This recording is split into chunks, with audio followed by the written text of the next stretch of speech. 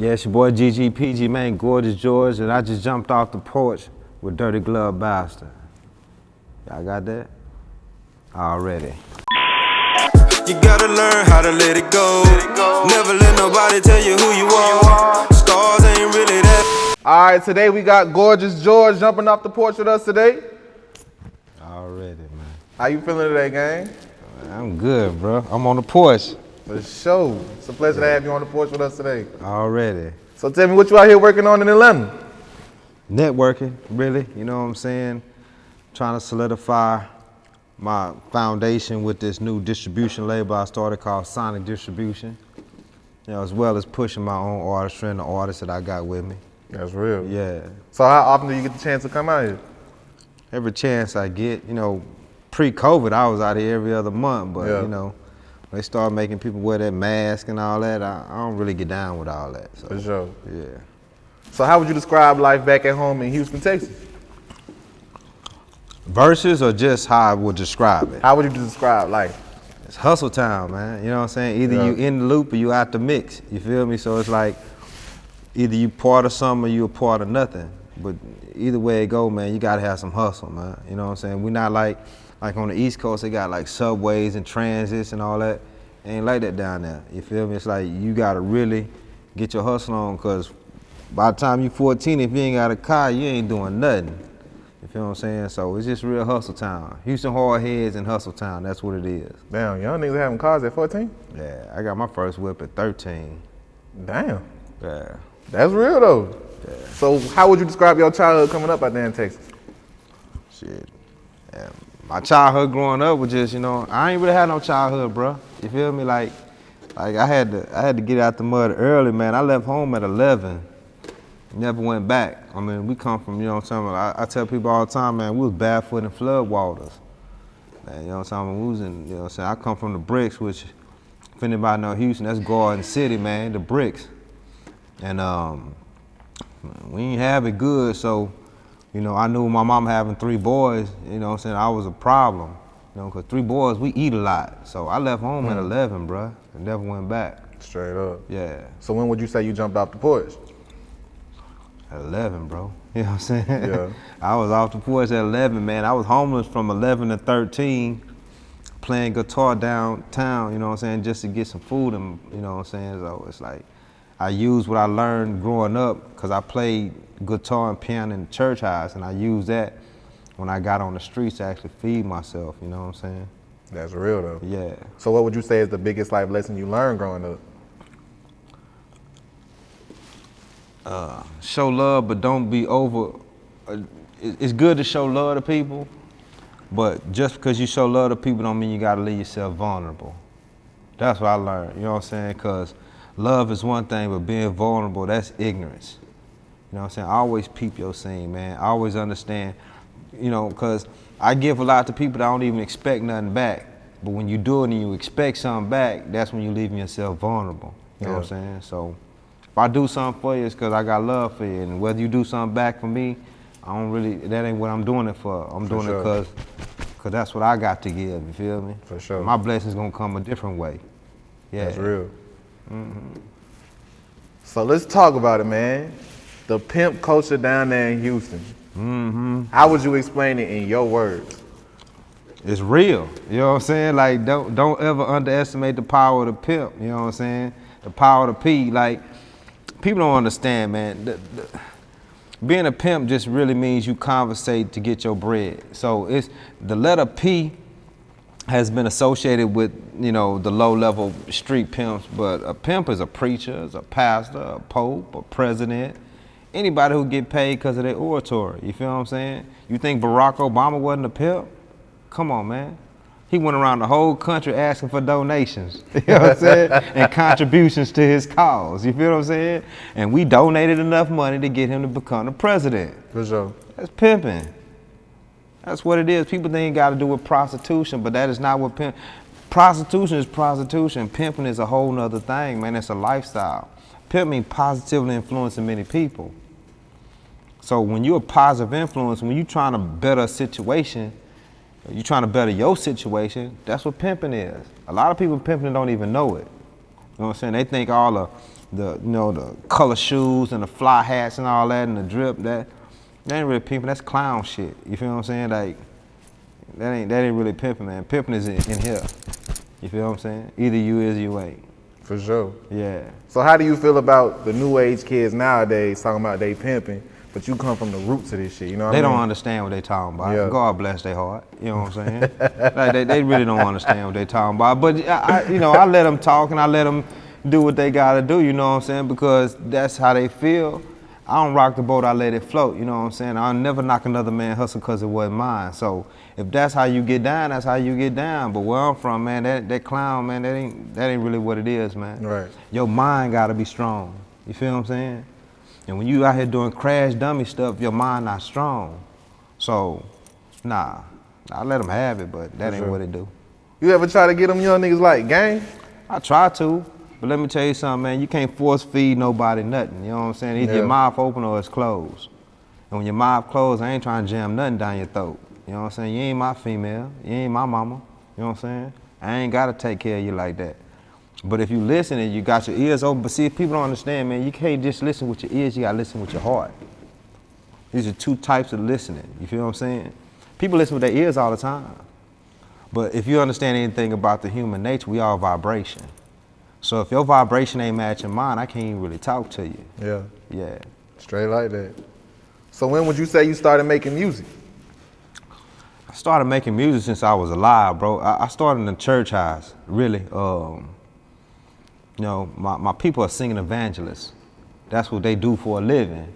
So from the time I can remember, I was traveling around the country singing, you know, Mississippi Mass songs and, you know, John P. Key songs, trying to be, that's what I wanted to do originally. I wanted to sing gospel, but then I realized that in the gospel culture, it's more cutthroat than secular music, because it's very little headroom at the top.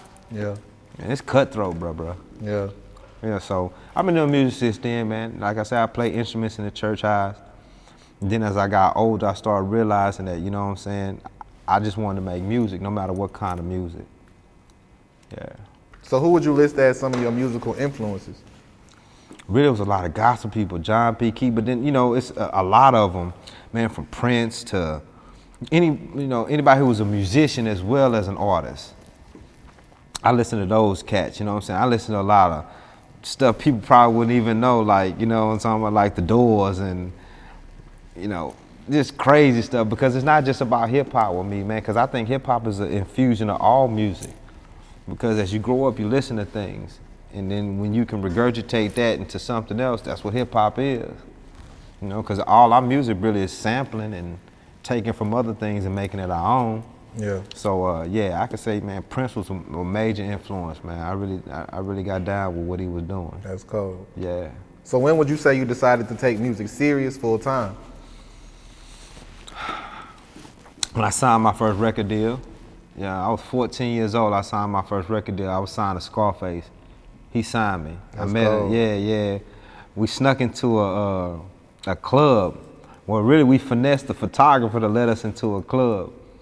But he told us to wait in the bathroom because they were serving alcohol and we really couldn't be in the club.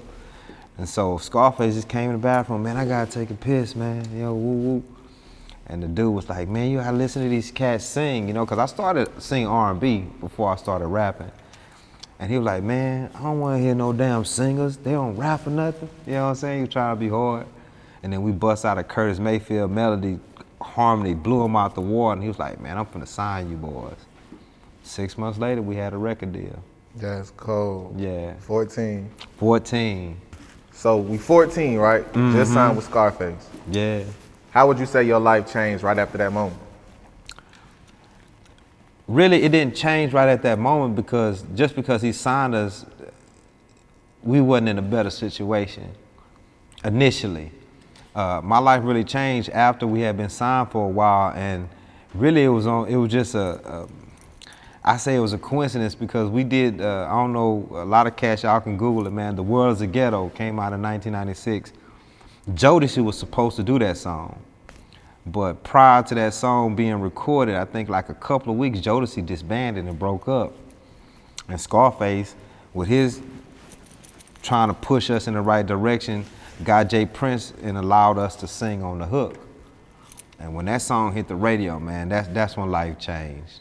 That's cold. We couldn't even go outside, run the hood. Like, it was little girls sleeping on our porch, you know what I'm saying? It was just like different. We ain't had no bread, but it wasn't about that. When you're 14, you know what I'm saying, what do you really know about money? You feel what I'm saying? As I got older, I understood that the dynamic of how we was getting paid was a little bit off, but at that moment, man, it was all about soaking up all the love we was getting, because we was actually on the radio, bro. You know, like, I had a little radio on the side of my bed. I told myself, man, when you hear yourself on this, you done something. I remember one morning, man, about 9, 10 o'clock, man, I woke up and turned it on, and boom, boom, boom, boom, boom, boom, boom, boom, boom, boom. Okay, we doing something, man. So right then and there, that's when it changed, man. That's cold. Yeah. So let's talk about Back to Buy the Block, right? Yeah. A lot of artists are joining the movement, man. Buy back the block, man. So how did you come and get down with that? Because my service, which is Sonic Distribution, man, it's a platform where independent artists can actually own their own music, own their own publishing, own their own masters, and not have to worry about nobody trying to hustle them out of what they really worth. Because I'm an artist myself, and I went down that road, and I really couldn't see myself doing nobody like I was done. You feel what I'm saying? And I ain't trying to throw nobody under the bus, because it is what it is, but I learned a lot from what I went through in the music industry. He said the chips, man, I'm a platinum and gold artist. A lot of cats ain't even heard of me though, you feel me? Because that's how it was back then. So it's like, I don't want another artist to have to go through what I went through. So we need to buy back the block. We need to take the power back and put it in our own pockets. That's real. Yeah. How important would you say it is as the black community, a member of the black community, to own your business and exploit Yourself? entrepreneurship? Yeah, I think it's real important. I think financial literacy is lacking in our community. Yeah. You know what I'm saying? And a lot of us have business acumen, but we don't attribute it to being business acumen because we attribute it to being blocked. Oh man, you know how to flip a bird, or you know how to flip a pack. Well, if you can flip a bird or you can flip a pack, you can do the same thing on the stock exchange. But a lot of us don't understand that, you know what I'm saying? Because that's all we know. We need to take that mindset and we need to put it in other areas to where we can actually capitalize on the money that we could possibly make and put it back in our hood the right way. You feel what I'm saying? But a lot of people look at it, oh, that's a job, but don't you know hustling is a job too? You know what I'm saying? It's a job bigger, and you taking a bigger chance. I had to learn the hard way, man. Those chances aren't, man, I can't do jail time. That ain't, I learned a long time ago, that ain't what I'm built for. Yeah. You feel what I'm saying? So I just think financial literacy is real important, and being an entrepreneur is a part of that, you know? And so in our communities, we need to teach each other. You know, one of the things I always tell people is reach one, teach one.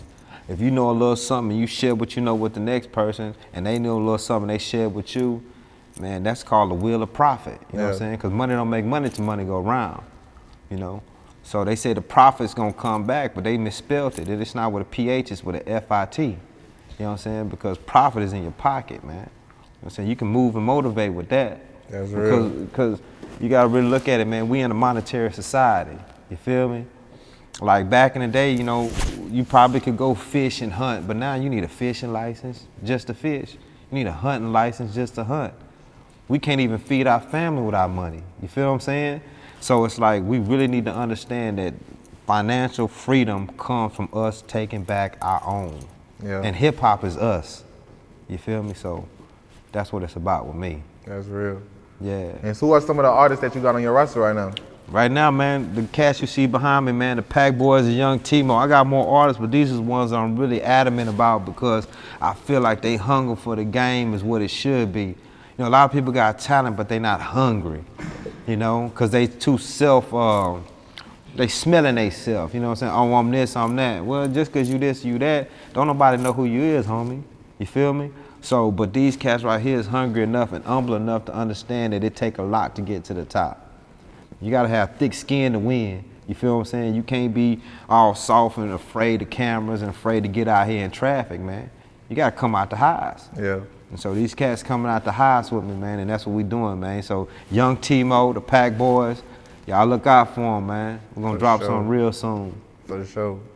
Yeah. What would you say is the biggest risk you took for your career that paid off? Biggest risk I took for my career. Let me think. Well, buying this Sonic distribution, which cost me a significant amount of money, was a big risk. But before that, I think the biggest risk was actually leaving my record label. I remember me and Scarface had a conversation about 15 years ago, and it was a heated conversation because I felt like we wasn't getting what we deserved. I told him straight up, man, don't call my phone no more, man. Next time I see you, I'm gonna be rich, you know what I'm saying? And he stopped answering, and then after I calmed down, I tried to call him back. Man, I'm gonna tell you how cold this cat was, bro. He put a toilet flushing as his ring, as like when you answer the voicemail, you know what a toilet flush sound like? He put that as his message, so every time I would call, I would hit a toilet flush. Oh, cold, cold, cold. I ain't talked to that cat about 8 years. You know what I'm saying? But by that time, you know what I'm saying, I had done more things in the street and actually started a business. But it pushed me to be who I am. But that was one of the biggest things, actually leaving my record label. Because everybody know Rap-A-Lot, anybody know Scarface, these is real names, you know what I'm saying? But I branched off and did my own thing, so yeah. That's real. How would you describe your relationship today? Oh man, it's nothing but love. Yeah. Me and Brad is Scarface for those who don't know. His last 3 tours was with me. We did them together. So, it came full circle, you know what I'm saying? After he realized and I realized that, you know what I'm saying, there's a love there because we come from a time that ain't really here no more. Yeah.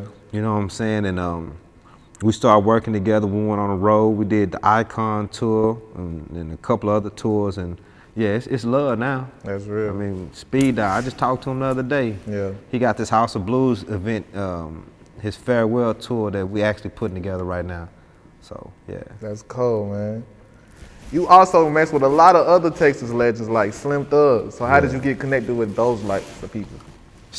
Slim, his brother lived in the same apartments as I did. When I was 13, I had my own apartment. That's when I first got my apartment. His brother lived in the same set of apartments, and we went to the same high school together. So That's cool. I've been knowing him since, way back when. And then when they did the Swish House thing, we was doing the Scarface thing, and they was looking at us like we had made it, because they was still hustling back then. But we was on the radio, and they weren't on the radio. They were just hood stars. But we had national recognition, so they looked at us differently. Same with Beyonce and Destiny's Child. You know what I'm saying? I remember Andretta Tillman, shout out to her family, man. Amar and Rashad, that's her sons. The true manager for Destiny's Child. You know what I'm saying? She died of lupus in '96, and I remember sitting in Mama Ann's garage with Destiny's Child. It was because they was a 4-girl group, and we were a 4-boy group, and battling with harmonies with them, and they was like, how does it feel to be on the radio? Not knowing that they was gonna drop a single called No No No in about 6 months and just blow the whole world up. Yeah. But yeah, so like I said, the history is real, man. That's cool. Yeah. How would you describe the sound out there in Houston right now, man? Or Texas overall, because y'all own genre. Yeah, I think the sound out in Texas is what it has always been. It's been our own, but I think it's more diverse now because you got a lot of cats understanding that, you can't just sell to one market. So I think a lot of the artists from Houston, are really diversifying their sound. And I think it's dope. You know what I'm saying? Musicianship is coming back to music if we allow it as a culture. And I think we should, you know what I'm saying? That's real. Yeah, real bass lines, real, you know what I'm saying? Synthesized sounds is cool, but I need some musicianship back in hip hop, you know what I'm saying? I feel like they writing again. They just stopped punching. They ain't punching in no more. Yeah, They taking their time again. Yeah, they doing what they gotta do, bro. And I got love for it, man. So how would you describe the scene out there in Texas? Would you say the new artists that's coming up are supportive of one another? Is there unity out there? More supportive than they used to be. Yeah. They call H-Town Hate Town for a reason. You know what I'm saying? Because a lot of these cats, they just don't see eye to eye. But you know, it's still diversified. You know, it's not as it used to be. Because back in the day, it was North and South, real tough. Or if you from Fifth Ward and you know what I'm saying, at Acres Home, or you know what I'm saying, Trinity Garden or Third Ward, they really didn't get along, you know what I'm saying? But now, more so than ever, these younger cats are starting to understand that didn't work for us. So I think it's better now than it's ever been. But it's always gonna be rivalry. It's always gonna be competitiveness. And I think it's a good thing for music. You know, because I don't think nobody should just open-handedly say, oh, I like who you are because you're doing music. Nah, if you suck, bro. You know what I'm saying? And if I did something that you didn't like, man, tell me you ain't like it. The only way I can do something better is if I know what I did wasn't good at first. You feel me? So I think it's a good thing for music, man, the competitiveness. That's real. Yeah. So what is your ultimate goal with Silk Sonic Distribution? Well, with Sonic Distribution, man, I tell people all the time, man, y'all be careful, because in 5 years, I'm going to be the biggest distribution in the world. Yeah. With hip hop. I already know this because I understand my hunger. You know what I'm saying? I understand what I'm trying to do. I understand my motives behind it, and it's genuine. It ain't coming from a place of trying to screw nobody over. It's coming from a place where I really want to see these young artists, these diamonds in the rough, really win. You know, yeah, I could go out here and you know, put a little money in these artists that got a little buzz already and get them with me, but why would I do that? Why wouldn't I take somebody who you don't even know about and show you what I can do and put them on top? Because that's where they all come from anyway. You know, just because you know about somebody right now don't mean you're gonna know about them tomorrow. Yeah. You know what I'm saying? So I'd rather take somebody who really got a hunger and really got a knack for this music and really got a true artist and actually let them shine and give them a platform. Straight up. Yeah. So what would you say is the biggest challenge that comes along with being an independent artist? Fighting the majors. They budgets is enormous. And what people don't understand is it take money. I'm talking about they got endless deep pockets. Yes, brother. And you got to find ways and be, you know, more cunning and have more ingenuity and actually get in and use the resources that you have and get more bang for your buck. Whereas they can throw money at it and just see what stick. They'll take 15 artists, give them all $500,000 budgets, and if one win, they all win. You know, they just pay for all the rest of them. And they pay for everything. Yeah. But when you independent, you got to make every dollar count. And so I think that's the biggest challenge for independent artists, is actually getting bang for your buck. Because if you really know the industry is not fueled by the people at top, it's fueled by the people trying to get in the industry. You got 60,000 records every month going up on iTunes. That's who paying for the industry. You know what I'm saying? That's who keeping the industry afloat. You feel me? All the people trying to get through the door, you know, that's throwing their little $30,000, $40,000 at the wall. You got 60,000 people throwing $30,000, $40,000. That's a lot of bread. You know, so that's what's fueling the industry right now. Yeah. And it's always been that way. But more so now because it's oversaturation of music because of the home studio. See, back when I started, man, you couldn't record at your house. You had to actually know somebody who knew somebody who knew somebody that can get you into a recording studio. Because what it costs to get into the recording studio with reel-to-reels, you ain't had that bread. But now you get $500, you can go get you a little computer and a little mic, and you know what I'm saying? Right. And you can put a little song together. You can put it up on SoundCloud, on YouTube. So the chances are better now, but because of that chance, it's oversaturated. Yeah, that's real. Yeah. So what is it that you want listeners to take from your music and your message? My music is really about not being a cap rapper, but actually showing people how it's done. See, I give game. I drop jewels in my music. Anybody who ever heard a GGPG song, they know, man, I'm giving nothing but jewels. I'm gonna say something that's gonna inspire you to go get you some bread. Because I understand at the end of the day, we all gotta eat till we die. Yeah. And so I'm not just on there, oh, I got a Bentley, I got a Wraith, I got a this. Well, how did you get that Bentley, homie? I'm gonna show you how I got the Bentley. I'm gonna let you formulate the equation off the words that I'm giving, you feel me? And yeah, it's guys and terminology that a lot of people won't understand, but that's for a reason. Cause I say all the time, if you don't know the lingo, then you really don't know how to dough flow. So I'm not talking to anybody who can just listen to me. I'm talking about people who gonna understand me. You feel me? Cause like I said, you gotta listen with more than just your ears. Yeah. Yeah. Straight like that. Straight like that.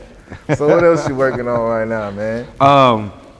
Sonic, man, we got a compilation called the Debo Volume 1, about to come out in a couple of weeks. What we decided to do, if you know who Debo was on Friday, man, son, it's my bike punk, you know what I'm saying? Like, he took what he wanted, and that's what we did at Sonic. We took a lot of, which I don't think has ever been done before. We didn't just take beats from everybody. What we did was, we took specific artists. Like the first album is called the Kanye West Experience, in which we took all the Kanye top hits and redid them our own way. And we finna throw that back out at the world so they can understand how we rock, you feel me? And so, and the next one is called Do Right and Kill Everything, which is all Drake songs. And so we themed them out so that we can actually get these young cats some exposure. But it's called Debo. Yeah, and I think people gonna be pleasantly surprised when they hear these records, man. That's cool, they man. dope, man. That's hard. Yeah. Any last words and shout outs? Man, hold it down out there, man. Y'all stay tuned. Check me out. This your boy GGPG. I got my artist Pack Boys. I got young Timo in the building, man. We about to do some real big things, man, coming out of Houston, Texas, man. And you gotta respect it. You can't neglect it, you know what I'm talking about? So whether you like it or love it, man, we here to stay, man. For sure, man. It's a pleasure to have you on the porch today, guys. Same to you, man. Shout out. You gotta learn how to let it go. Never let nobody tell you who you are. Stars ain't really that far.